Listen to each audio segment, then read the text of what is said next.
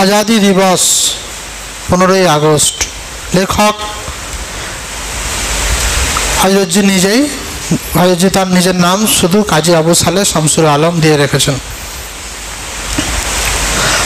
আজ বড়ই আনন্দের দিন, সত্যিই আনন্দ, গৌরবেরও দিন।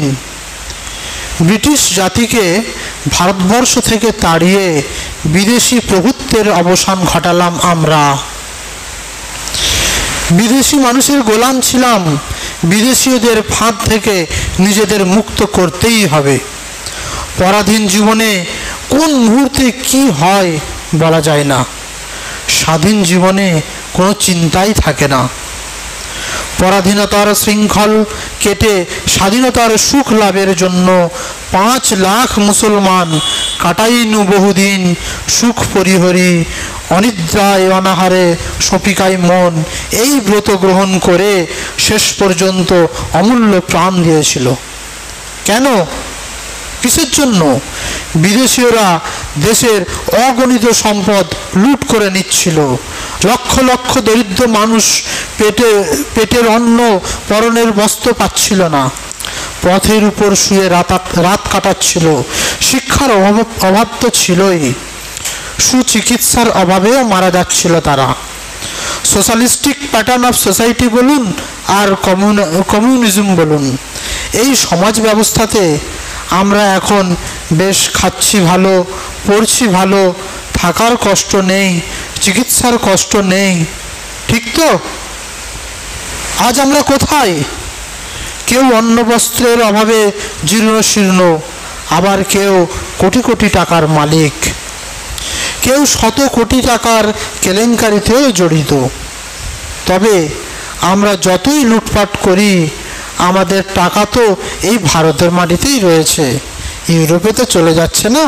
কেমন যুক্তি ভালো, এইভাবেই মনে সান্ত্বনা দিয়ে যেতে হবে। ব্রিটিশ শয়তান চলে গেল, এখন আমরা আজাদ, আর কারোর গোলামি করি কি? কত শয়তান বসে রয়েছে দেশে, তা কি জানা আছে? তাদের গোলামি করতে বাধ্য হচ্ছি। কারুর বাহুবল, কারুর অর্থবল, কারুর লোকবল। এক বুশ নিয়ে সারা দুনিয়া তো হইচই করছিল। আজ আমাদের দেশে কত শত বুশ রয়েছে তা কি ভেবে দেখেছি? অর্থের বলে দরিদ্রকে বশ করাই যদি বুশের প্রকৃতি হয়, অর্থের বলে দরিদ্রকে বশ করাই যদি বুশের প্রকৃতি হয়, সেই বুশ আমাদের দেশে কত শত রয়েছে তা ভাবা উচিত। আমার তরিকাতে আসতে হবে, আমার দলে আসতে হবে, আমার মত, আমার পথ, আমার নীতি না মানলে চাকরি থাকবে না। কত বেচারা ইমাম, কত মুদাররিস অভাবের তাড়নায় জুজু হয়েই রয়েছে। দল ভারী হলেই চোখ রাঙিয়ে কাজ সারা হচ্ছে, দলে টানা হচ্ছে, আর কেবল ধর্মের বুলি, ইখলাসের বুলি, ইমান মজবুত ইমান তৈরি করার ভাঁওতা। নিজের ইমান ইখলাসের খোঁজ নেই। আজ আমরা গোলামি থেকে মুক্ত হতে পেরেছি কি? কি করে পারবো? অন্ন বস্ত্রের অভাবে, না হয় হীন স্বার্থের কারণে গোলামি করেই চলেছি। স্ত্রী পুত্রের গোলামি, প্রবৃত্তির গোলামি তো আছেই, তবু আমরা আজাদ। 15ই আগস্ট পালন করতেই হবে।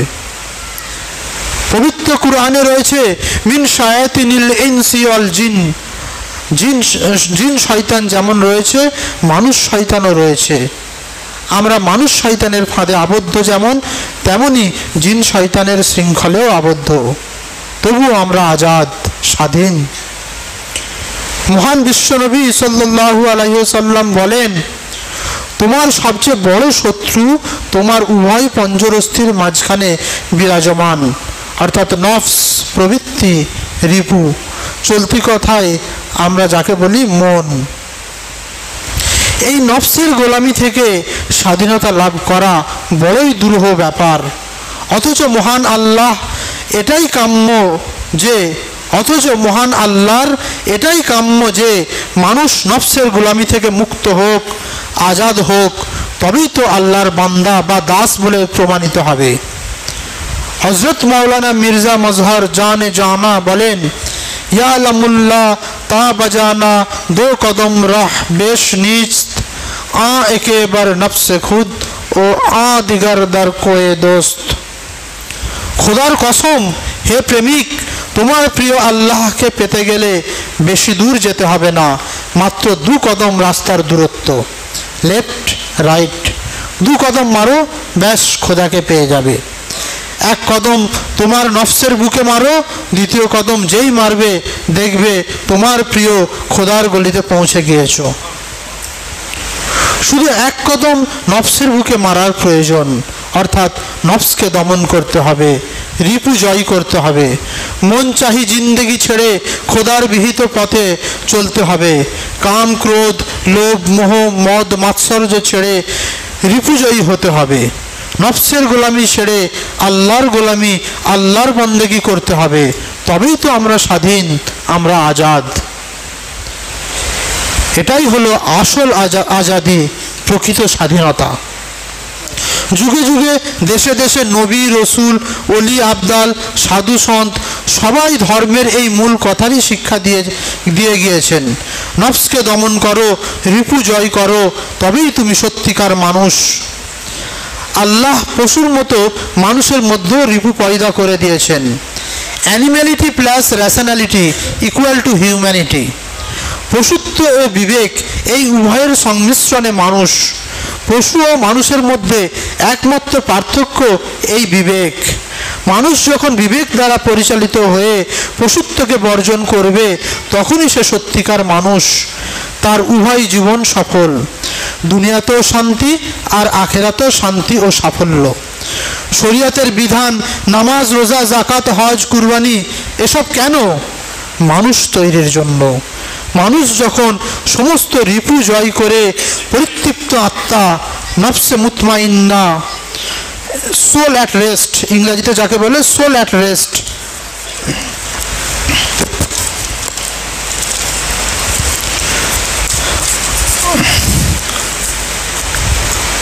মানুষ যখন নফসে মুতমাইন্না হাসিল করে আল্লাহতে ফানা বা আল্লাহতে সন্তোষ লাভ করবে, তখনই সে আল্লাহর সত্যিকার বান্দা, আল্লাহর জান্নাত লাভের অধিকারী।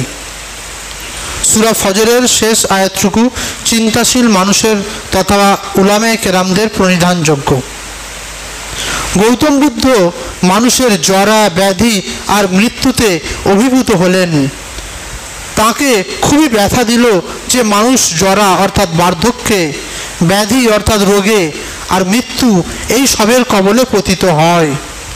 মানুষ যাতে এই সব থেকে অব্যাহতি লাভ করতে পারে তার জন্য কঠোর কৃচ্ছ সাধনে আত্মনিয়োগ করলেন। তারপর তিনি বললেন তিনি সিদ্ধি লাভ করেছেন বা তার মনস্কামনা পূর্ণ হয়েছে। এখন প্রশ্ন, বৌদ্ধ ধর্মাবলম্বীরা জরা ব্যাধি বা মৃত্যু থেকে অব্যাহতি লাভ করেছে তো? তাদের জরা নেই, ব্যাধি নেই, মৃত্যু নেই তো?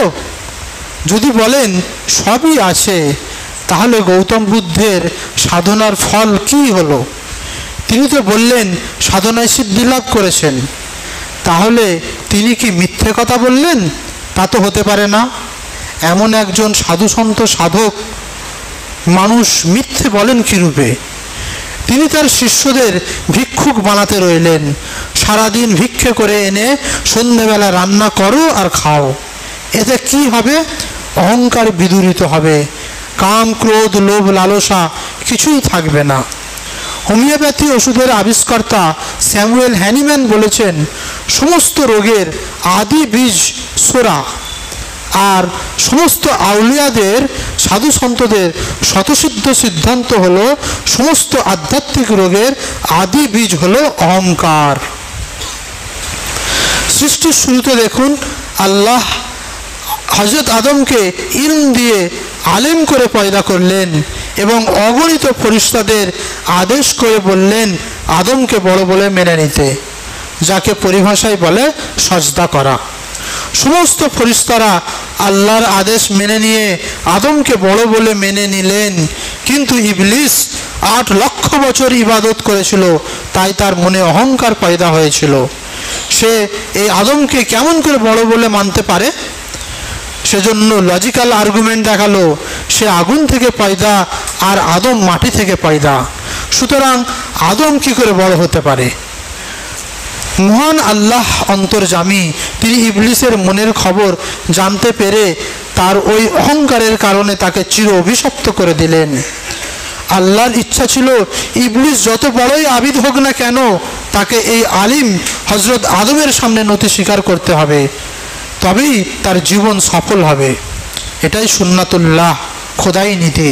কিয়ামত পর্যন্ত বিশ্ব মানবের জন্য এই ইতিহাস শিক্ষণীয় বিষয় হয়ে রইল। যত বড়ই আবিদ বা সাধক হোক, মুহাক্কিক আলিমের সামনে নতি স্বীকার করে তাকে জীবন গঠন করতে হবে। যাই হোক, গৌতম বুদ্ধ তার শিষ্যদের ভিক্ষু বানিয়ে এই অহংকার দূর করার বা সঙ্গে সঙ্গে সমস্ত কামনা বাসনা, লোভ লালসা ইত্যাদি রিপু থেকে অব্যাহতি লাভের জন্য একটা পথ দেখান, যদিও সেটা এক বিশেষ অঞ্চল বা ভৌগোলিক সীমারেখার মধ্যে তৎকালীন একটা সুরাহা ছিল। জেনে রাখা দরকার, সর্বকালের সর্বদেশের জন্য গৌতম বুদ্ধের ওই নীতি বা আদর্শ অনুসরণীয় ছিল না। গৌতম বুদ্ধ মানুষকে এই শিক্ষা দিলেন যে মানুষ যখন কামনা বাসনা, লোভ লালসা, অহংকার ইত্যাদি সব রিপু জয় করতে পারবে, তখন তার কাছে জরাই কি, ব্যাধি কি আর মৃত্যুই কি, কোনো কিছুতেই তার পরোয়া থাকবে না। সে সব অবস্থাতেই সন্তুষ্ট থাকবে। জরা ব্যাধি মৃত্যু থেকে অব্যাহতি লাভের এই একমাত্র পথ। বড়ই দুঃখের বিষয়, প্রসঙ্গক্রমে বলতে হচ্ছে যে ঐতিহাসিক তথা পৃথিবীর শিক্ষিত সমাজে গৌতম বুদ্ধ নাস্তিক বলে অভিহিত। কিন্তু এটা হয় কি রূপে? আসল কথা হলো, গৌতম বুদ্ধ যে কঠোর সাধনা করেন, কিসের সাধনা করেন? শূন্যের কি সাধনা হয়? তিনি নিরাকার পরব্রহ্মেরই সাধনা করেন। তিনি যখন সিদ্ধি লাভের পর প্রচার করলেন, অতি প্রাচীন হিন্দু ধর্ম বিকৃত, তার আসল রূপ বা সনাতন নীতি আর বাকি নেই। বেদ হাজার হাজার বছর ধরে মানুষের মুখে মুখে চলে আসছিল, লোকে শুনে শুনে শিখত, সেজন্য বেদের আর এক নাম শ্রুতি। সেই বেদ বিকৃত, রূপান্তরিত। বহু দেববাদ, যাগযজ্ঞ, জাতিভেদ প্রথা এসব ধর্মের কথা হতে পারে না। তখন ব্রাহ্মণেরা বলল, বেদ অপৌরুষেয় গ্রন্থ, কাজেই এতে যার বিশ্বাস থাকে না সে নাস্তিক। সেই কথাই বুদ্ধিমান, আসলে বুদ্ধিমান কিনা আপনারাই বলবেন, ঐতিহাসিকেরা মেনে নিলেন। প্রসঙ্গক্রমে বলি, ঐতিহাসিকেরা কত প্রকার যে ভুল করেছেন, তাতে কিছু কিছু বিষয় খুবই বিস্ময়কর এবং হাস্যকরও, এবং এতে তাদের বিদ্যা ও জ্ঞানে বলিহারি যায়। তবে একটা মূল্যবান কথা জেনে রাখা দরকার, মানুষকে একজনের দাসত্ব করতেই হবে। ইয়াকা না'বুদু, ওগো আল্লাহ, তোমারই দাসত্ব করে, সকলের দাসত্ব ত্যাগ করে বিশ্বস্রষ্টা, বিশ্ব নিয়ন্তা মহান আল্লাহর দাসত্ব করতেই হবে। এটা সর্বযুগের, সর্বদেশের, সর্বজাতির সকল নবী রসুল কর্তৃক প্রচারিত, এবং এটাই সনাতন নীতি, একমাত্র ধর্ম যাকে পবিত্র কুরআনের পরিভাষায় বলে ইসলাম। আরেকটি কথা, আজকাল নারীরা তাদের স্বাধীনতার জন্য আন্দোলন করছে। তারা যে কী ধরনের স্বাধীনতা চাচ্ছে তা বোঝাই আসছে না। কারণ ইসলাম তো নারীদের স্বাধীনতা দিয়েই রেখেছে। আসলে মানুষ লিবার্টি ও লাইসেন্স, স্বাধীনতা ও উচ্ছৃঙ্খলতা, এই দুইয়ের মধ্যে গুলিয়ে ফেলছে। জগতে সব কিছুই যখন সসীম, স্বাধীনতার সীমা আছে, সেই সীমা লঙ্ঘন করলেই হবে উচ্ছৃঙ্খলতা। পল সায়েন্সের যারা ছাত্র, তারা তো এ বিষয়ে ভালোই বোঝেন। উচ্ছৃঙ্খলতা যদি তাদের কাছে স্বাধীনতা হয়, তাহলে বাঘ, সিংহ, ভাল্লুক, চিতা, হাতি সব পশুদের লোকালয় চতুর্দিকে ছেড়ে দেওয়া হোক, নতুবা তাদেরও তো স্বাধীনতা হরণ করা হচ্ছে। যে ইসলাম খাঁচার মধ্যে পাখি পোষাকে নিষিদ্ধ করে রেখেছে, সেই ইসলাম কতখানি স্বাধীনতার সমর্থক তা বিজ্ঞ ব্যক্তি বুঝতে পারছেন। যে যেমন তার তেমনই স্বাধীনতা, পুরুষের স্বাধীনতা আলাদা, নারীর স্বাধীনতা আলাদা, পশু পক্ষীর স্বাধীনতা আলাদা, ইত্যাদি ইত্যাদি। মানুষ তো জন্মগতভাবেই পরাধীনতার শৃঙ্খলে আবদ্ধ। মানুষ কি পক্ষীর ন্যায় আকাশে উড়ে বেড়াতে পারছে? পাতালে প্রবেশ করতে পারছে? মানুষ কি মুখ দিয়ে মলমূত্র ত্যাগ করতে পারছে? নাক দিয়ে শুনতে, কান দিয়ে দেখতে পারছে? এই ক্ষেত্রে তাদের স্বাধীনতা কোথায়? স্বাধীনতার সীমা আছে, সেটা কেন আমরা ভাবছি না? হে বিশ্ব মানব, দাসত্ব করো তোমাদের প্রভুর, যিনি তোমাদের সৃষ্টি করেছেন। কুরআন। এই বলে আমি আমার প্রবন্ধ পাঠ শেষ করছি। আসসালামু আলাইকুম।